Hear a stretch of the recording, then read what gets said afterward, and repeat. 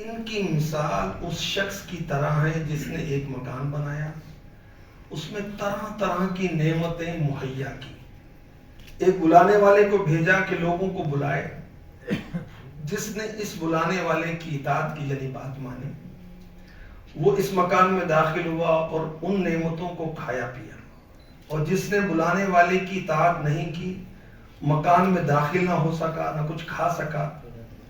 پھر وہ کہنے لگے اس کا مطلب بیان کیجیے تاکہ بات سمجھ میں آئے۔ یہ فرشتے آپس میں گفتگو کر رہے ہیں میرے آقا علیہ الصلوۃ والسلام کی بارگاہ میں حاضر ہو کر۔ کہا مکان سے مراد ہے جنت، اور بلانے والے ہیں محمد مصطفیٰ صلی اللہ علیہ وسلم۔ جس نے ان کی اطاعت کی اس نے اللہ کی اطاعت کی، جس نے ان کی نافرمانی کی اس نے اللہ کی نافرمانی کی۔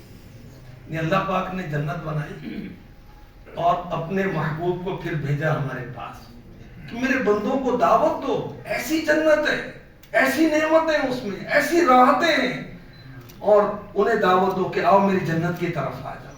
تو اللہ پاک نے جنت تیار کی، اس کی نعمتیں تیار فرمائی اور ہمیں دنیا میں بھیجا، اور اپنے محبوب کو بھیجا کہ جا کر میرے بندوں کو دعوت دو کہ آؤ میری جنت کی طرف آ جاؤ۔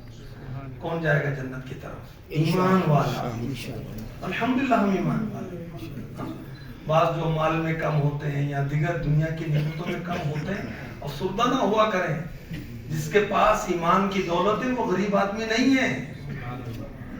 ایمان کی کتنی قیمت ہے۔ میرے آقا علیہ الصلوۃ والسلام نے فرمایا بلال حبشی رضی اللہ عنہ کو جا کے مدینے کی گلیوں میں اعلان کر دیں جنت میں صرف ایمان والا جائے گا۔ الحمدللہ۔ اور دیکھیں اللہ نے کتنی محبت سے قرآن پاک میں 89 ٹائم فرمایا یا ایھا الذین آمنوا، اے ایمان والو، اے ایمان والو۔ ایمان والوں کو پتہ ہی نہیں، ایمان والے اور اپنے کھانے پینے موج میں، دنیا بنانے میں، شہرت کے چکر میں اور پتہ نہیں کن کن چکروں میں، یہ معلوم ہی نہیں کہ رب کائنات فرما کیا رہا ہے، اپنے بندوں سے کیا فرما رہا ہے۔ اللہ اکبر۔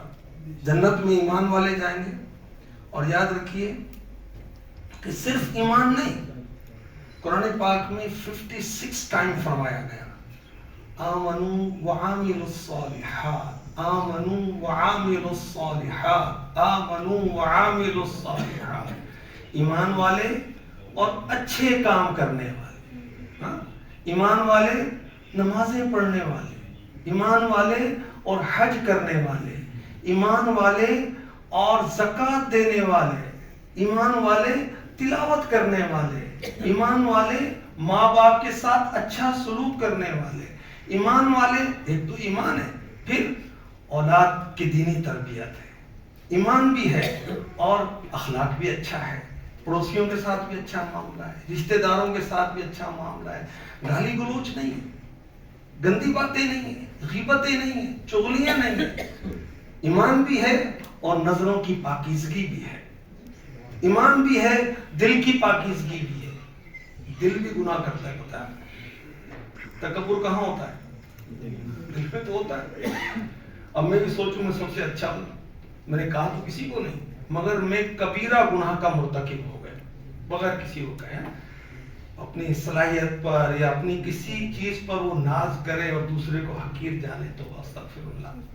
تو ایمان اور اس کے ساتھ اچھے اعمال، آمنوا وعاملوا الصالحات، آمنوا وعاملوا الصالحات۔ دیکھیں کہ ہم ایمان والے ہیں تو ایمان والوں کے نبی تو دن میں 6 نمازیں پڑھیں، 5 نمازیں اور 6ٹھی تہجد بھی آپ پر فرض تھی، اور ہم کہیں کہ ہم ان کے امتی ہیں، ہم تو بخشے بخشائیں، نماز پڑھنے کی کیا ضرورت ہے؟ تو بس استغفر اللہ۔